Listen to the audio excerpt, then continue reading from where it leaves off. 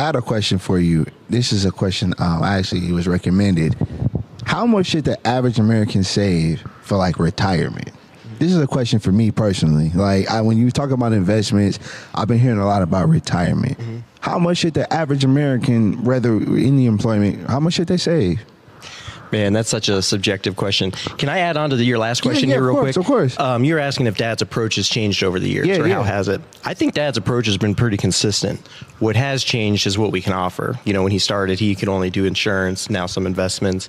So I think Dad's approach has been consistent. But over the years, being independent, we can choose what companies we use for our business clients. Yeah. So over the years, Dad's worked with like a number of companies, and our clients are loyal, man. Like I'll open up some client folders, and it's like they were with this company, then Dad moved to this one, and I mean over 30 years, you know, you've been with a couple.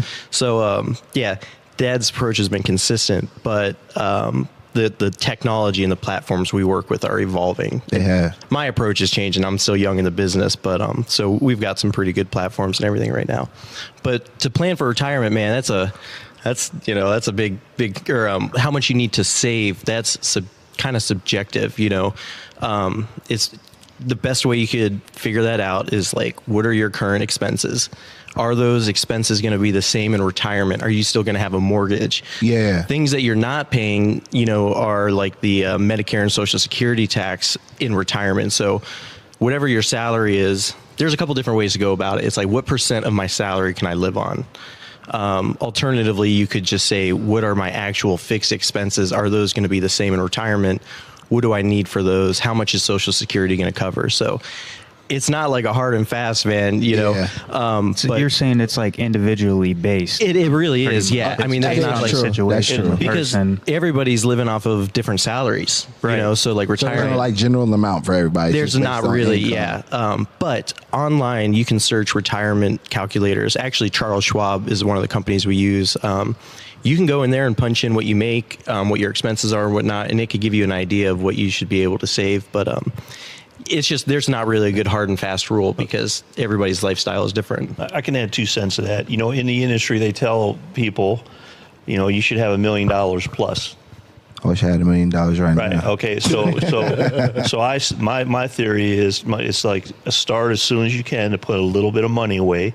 It might be $25 a month in an IRA or a Roth, do a little bit like that.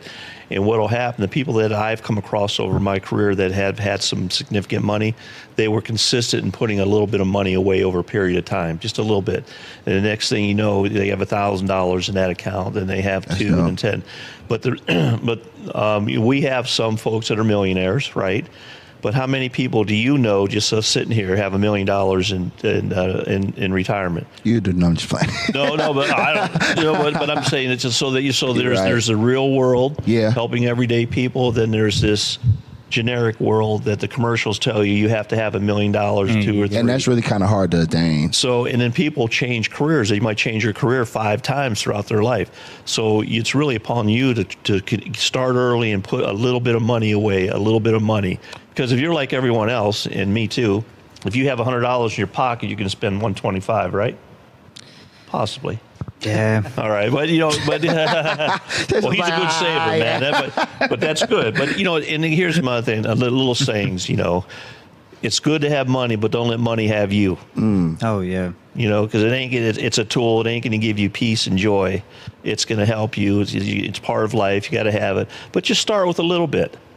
I like that you said that because that was my next question was like, what advice do you have for people who want to like build like generational wealth? Because some people may not know about financial services or things like that. So what advice do you have for people who want to build that wealth that they can pass on to others? I want to go back to your last question real quick about the retirement savings. One thing that is very different for our generation than, you know, like our parents' generation, except for you got a good government job. We don't have pensions, you know. So before, where you could go and get a job and work there for the rest of your life, you know you're going to be taken care of. They got this pension. Well, like we don't really have that, you know. So if you're not at a job where you're going to work your whole career with the pension, your retirement's kind of on you. So regardless of whatever that dollar amount is, like it is on you. You know, if you have a 401k, you got to make sure if you have a job where you don't have that, it's even more so on you. So, and what have you advised people that, when they come to us, one of the first things we would ask them that we would recommend they do about the 401k? If remember we were talking? Oh yeah. I mean, that's like if you want to invest with us, but you're not in a 401k, or like getting your 401k first, that's like free money if you got a match. See, we're talking ourselves out of business. But back to your question, you said, how would you advise somebody to start investing or start to like building like generational wealth? I would just, start. And I mean, when you say generational wealth, go passing on to the next family, the children, et cetera. I mean, there's multiple routes that you could go through, some people will overfund. They may set up a life insurance trust, and they have an insurance policy in there that's protected from liabilities or nursing homes or et cetera.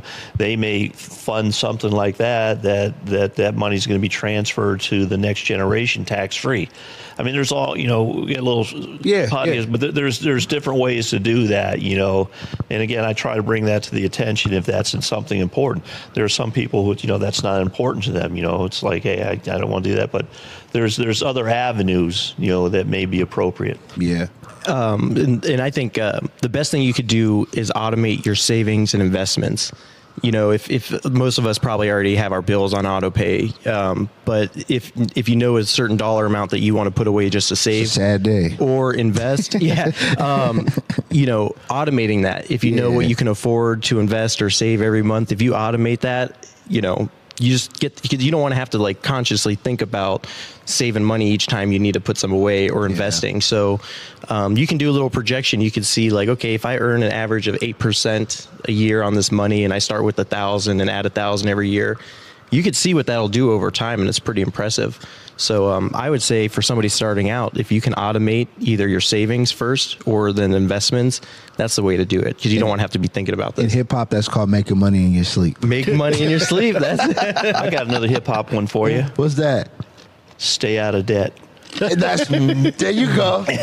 How many people live beyond their means? That sounds like rappers. No, but I don't want to get. I don't. What's they do? They beat you up online. They all attack you online. I don't want to say stay. No. Not all rappers are bad. But anyways, that people like athletes, rappers, entertainers, like you talked earlier about that image of everyone's rich. I don't think people understand like this isn't going to last forever. That's why a lot of them get into investments, and they get endorsed, whatever it is, because they know. But it's like no matter how much, they're not going to rap forever. Yeah, but people don't think like that for some reason when it comes to money. Like they think you're not going to play basketball forever. Right. You gotta. Yeah, for sure. Like Jeremy, you have to figure out other options. Yeah, I was going to ask because obviously this isn't something that they teach in schools. It's something that even I have to learn on my own. Personal finance was an elective. No, not for me. But how important is it for like the everyday person to get life insurance or invest into like companies like you guys? Like, is that